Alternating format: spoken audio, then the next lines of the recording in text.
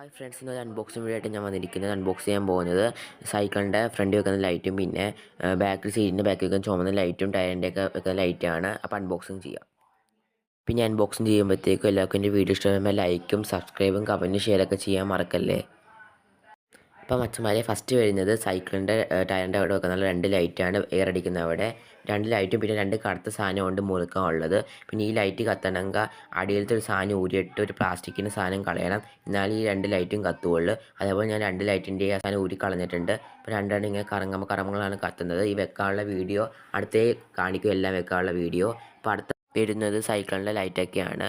First വരുന്നത് light വെക്കാനുള്ള ബാൻഡാണ്, വാച്ചിൻ്റെ ഒക്കെ കിട്ടുന്ന പോലെ. പിന്നെ വരുന്നത് ചുമന്ന ലൈറ്റ് വെക്കാനുള്ള കെട്ടാനുള്ള ഒരു സാധനമാണ്. പിന്നെ USB കേബിള്.